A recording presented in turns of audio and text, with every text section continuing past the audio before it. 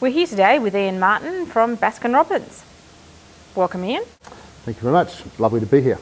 What's new at Baskin-Robbins? This week was actually our 2-year anniversary since we took back operational responsibility for the Australian market. It's been a very busy but very successful year. A lot of things have been put into place. As you might recall, when we inherited the market back, we really had a disengaged and underlying franchise community, and we've really spent the last 2 years restructuring all of the elements of our business, and really pleased to say that we have a very engaged franchise community, one that's really operating in a true spirit of partnership, and it's really been based on a number of our platforms.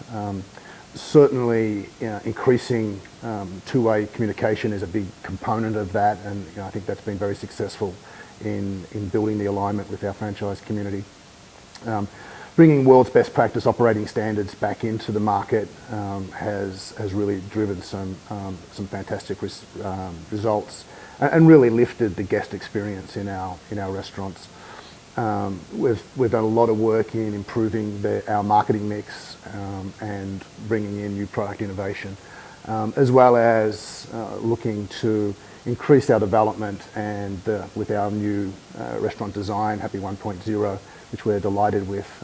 All of those elements have really come together very well, and we're really starting to see the results. In fact, for the week ending Sunday, we reported our 21st consecutive week of same restaurant sales growth in a row, driven by guest counts. You can do it by price and mix and all the rest of it, but at the end of the day, our business is about satisfying our guests and bringing more guests to our restaurants, and we're delighted with the momentum we have, and we're looking forward to a great summer.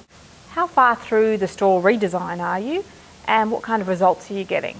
I think it's a very important component of the success we've had. I don't think that you ever finish with your restaurant design. We'll continue to evolve it over time. But certainly our 1.0 design is in place now. We have it in 19 restaurants across the country. And all new restaurants and refurbished restaurants are being built to that standard. So we would hope to have the whole system converted to our new design in about 3.5 years from now. The results that we're getting from those restaurants have been very pleasing, both in terms of the feedback from our franchise community, but also our guests who really enjoy the new fresh feel of our restaurants and the environment that they create. What is Baskin-Robbins doing for its social media strategy, particularly regarding Facebook, and what kind of results are you getting? Another one of the key pillars for us. The strategy is that the broader strategy is more about improving our media mix, which was previously very heavily skewed towards magazines. Our strategy has really been to broaden that media mix. We go on television in Queensland and Western Australia on the 1st of December. We've increased our presence on radio. We believe that we've significantly improved our local store marketing offerings. Online component is an integral part of that, not just Facebook, but we've relaunched our Club 31, which is the loyalty value promotion. We've recently relaunched our website, which is in our new design elements and getting great feedback. We've also done a lot of work with online buying groups such as KidSpots and Groupon and those type of relationships, which have been very well received. With Facebook,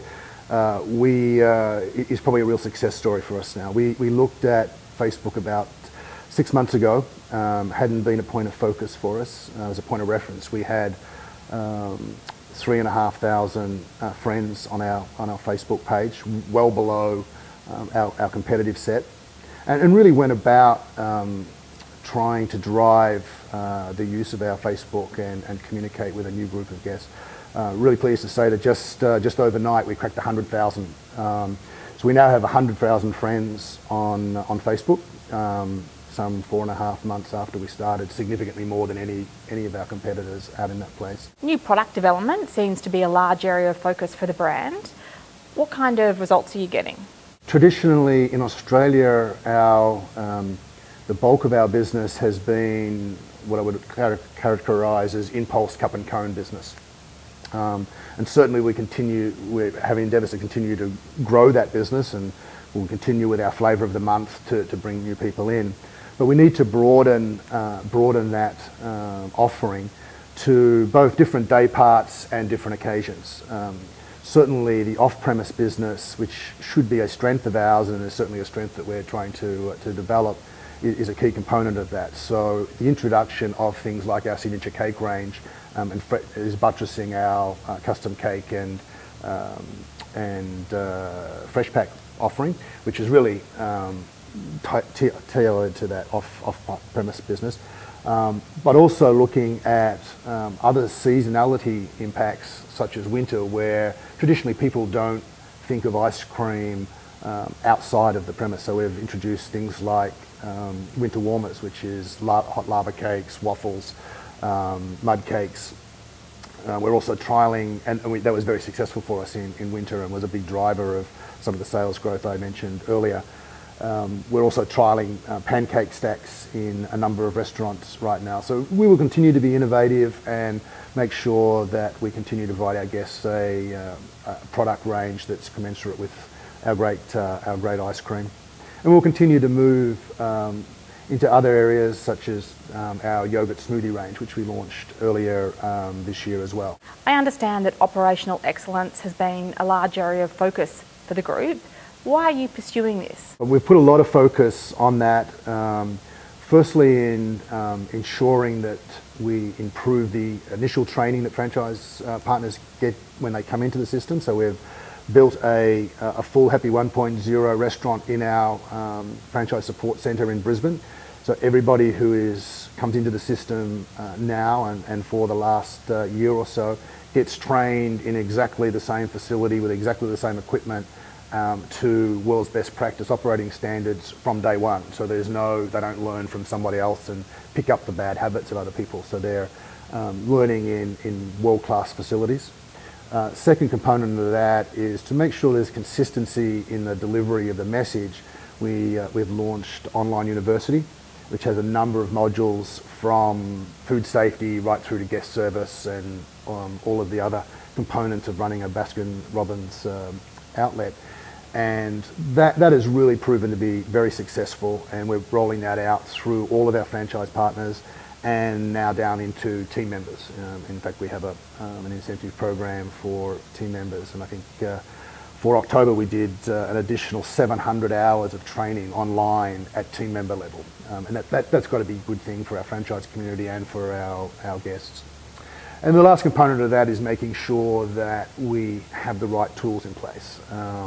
So we introduced the Pink Book, which is basically a book that we put out every month to every franchise partner that has from A to Z of everything that they need to do from that to run that restaurant, from opening to closing to monitoring of everything. So it's all recorded, labour scheduling, and it's given a far greater focus to our franchise community to be able to have one book, be able to train their team and work through that. So I think it's been a real success story for us, and certainly all of our internal measures have shown the results.